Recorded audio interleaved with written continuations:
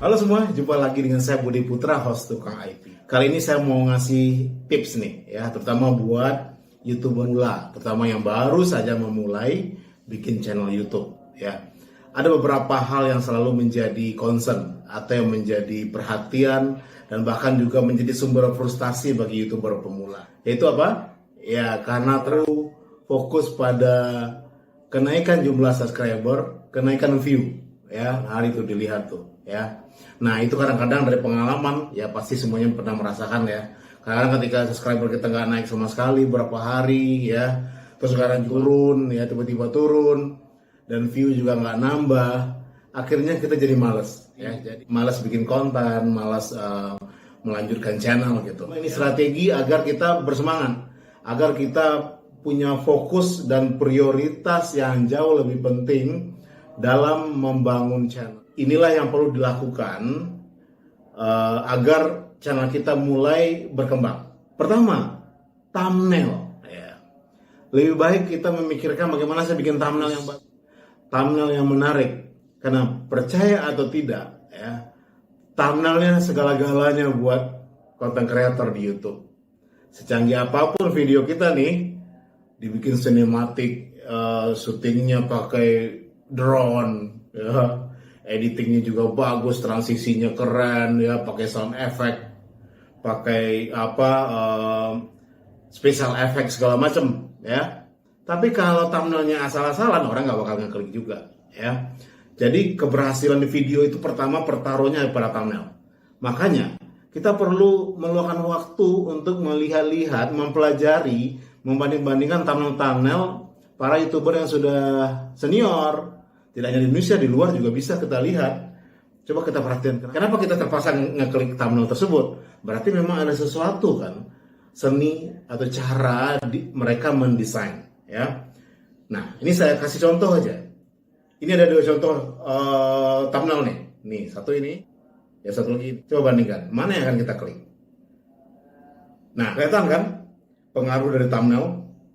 Nah, thumbnail itu bisa dipengaruhi oleh judul yang ada di situ, gambarnya, warnanya, desainnya. Jadi kita perlu meluangkan banyak waktu mempelajari bikin thumbnail, ya.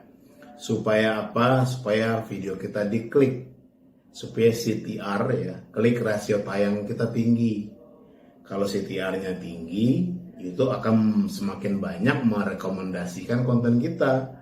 Semakin banyak impressionnya, semakin banyak yang ngeklik, yang nge-view, ya. Jadi gitu urutannya gitu, ya. Yang kedua, judul. Nah, judul itu penting banget. Ini sangat saling melengkapi dengan thumbnail nih. Thumbnail yang bagus satu hal, judul juga hal lain yang satu paket nih, ya. Bikinlah judul yang menarik dalam artian yang memang mencerminkan isinya, ya. Ada keyword-keyword yang mau kita promosikan. Misalnya ada yang mukbang atau lagi nge-vlog tentang ini ada es krim baru nih, enak banget, ya.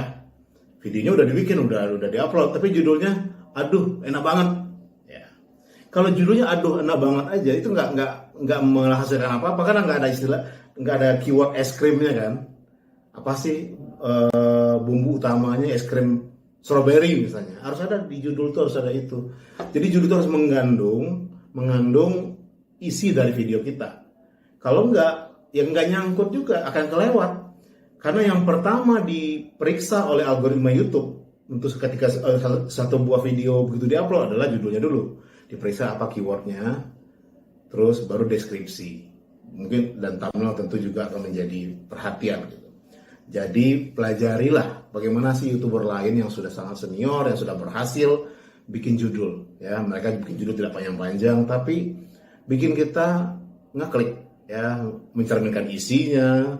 Kadang-kadang ada unsur clickbait, gak masalah. Yang penting isinya memang gak jauh-jauh dari itu. Oke. Terus yang ketiga, ya, coba kita harus menghabiskan waktu lebih banyak untuk belajar bikin videonya. Ngeditnya gimana sih? Ya, bikin transisi, oke, bikin efeknya, masukin audionya, masukin back sound, voice over, ya. Nah, kita harus lebih banyak menghabiskan waktu untuk itu sebenarnya, ya. Apalagi sekarang sudah sangat mengizinkan ya, banyak banget software, banyak banget aplikasi di mobile phone malah ya untuk ngedit. Terserah mau pilih yang mana yang kita. Yang penting luangkan waktu, pelajarilah bagaimana ngedit yang baik, bagaimana cara alur editan ya. Mengapa 30 detik pertama itu penting? Yang terakhir, habiskanlah lebih banyak waktu, sediakan lebih banyak waktu mikirin ide konten. Apalagi nih habis ini nih, konten apa nih? Ya, ide konten itu bisa kita lihat dari berbagai cara kan. Ada lihat dari yang sudah ada, kalau kita bikin juga versi kita, baca buku, baca majalah, nonton bioskop, nonton film, dengerin musik. Kadang ada aja ide, cari ide yang sesuai dengan niche atau topik utama dari channel kita. Nah, itu mending itu yang kita lakukan, karena pada akhirnya memang banyakin konten dulu, itu strategi utama di YouTube. Kalau konten sudah banyak, analitik sudah bisa kita lihat, ada kelihatan kan, sudah ada banyak bahan kita lihat. Kita bisa menemukan, wah ternyata konten ini yang populer nih, yang banyak view-nya. Nah, kita ulangi lagi konten yang sama, kita bikin lagi, kita ikuti pola yang sama.